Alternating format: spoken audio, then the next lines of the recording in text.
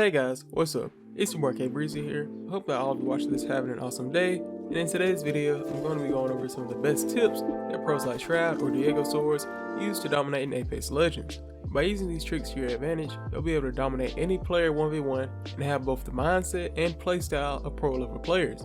Also, while I did make this focusing on what pros do in Apex Legends, these tips carry over to other games no matter what the genre and are super valuable no matter what you're playing.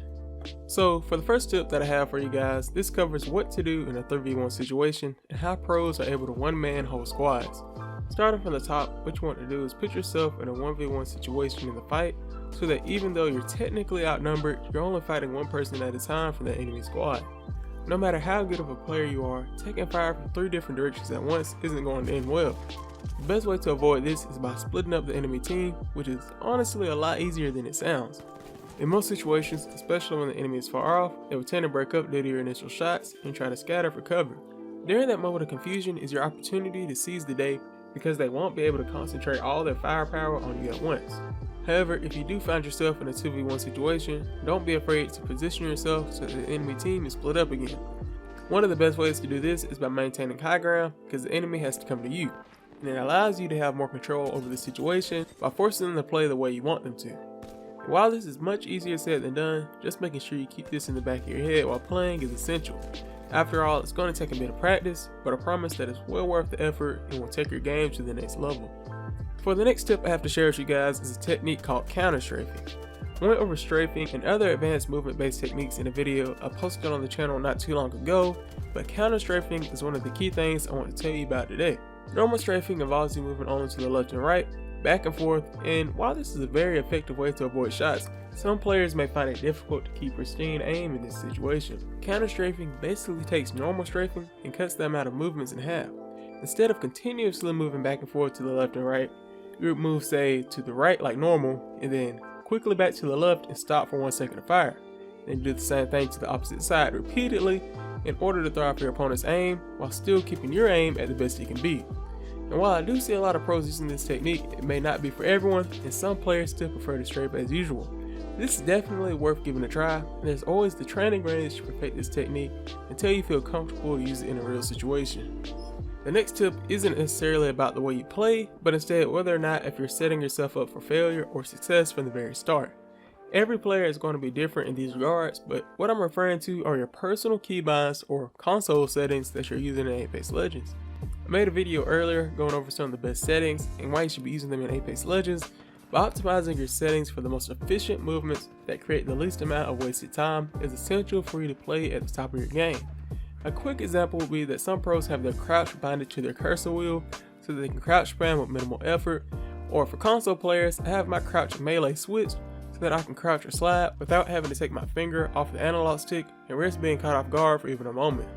And while this may not be a comfortable setup for you, don't be afraid to tweak things around and try new things out, because while what might be the best sensitivity or keybinds for a pro player may not necessarily be the best setup for you and what you're going to be doing.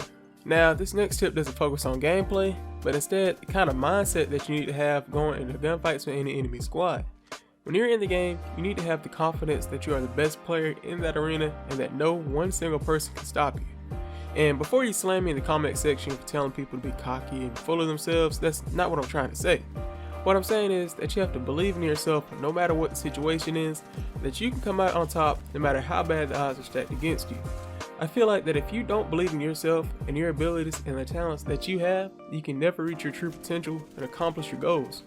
And to be honest, this doesn't really apply just to gaming, but life as a whole, and what you can do to better yourself as a person, and the mindset you need to have when really trying to accomplish anything in life.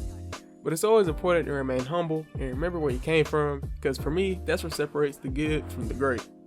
Also, playing to the best of your team's composition is crucial to ensure that you're using every resource available to the highest tier. An example team composition could be Bangalore, Gibraltar, and Bloodhound.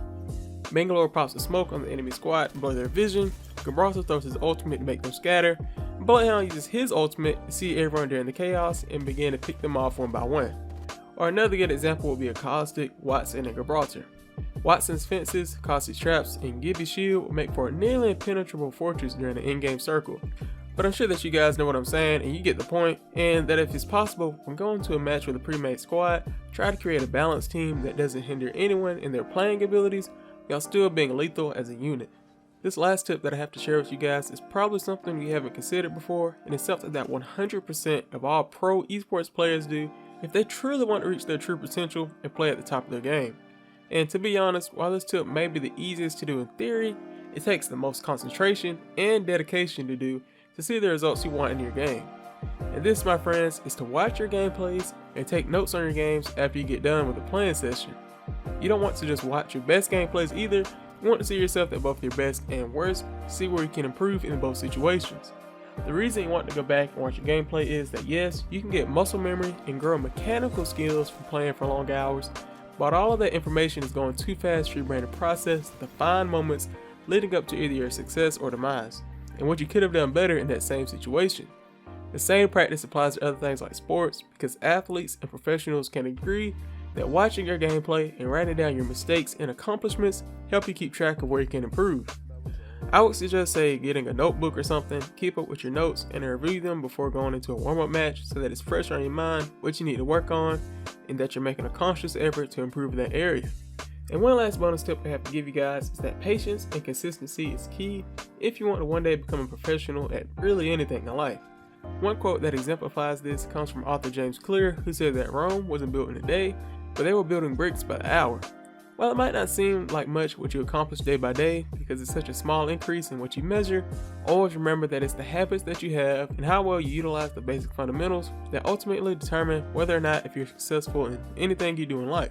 Anyways guys, that's really all I have to share regarding some of the tips that I've learned watching pro players and listening to their advice in streams and videos.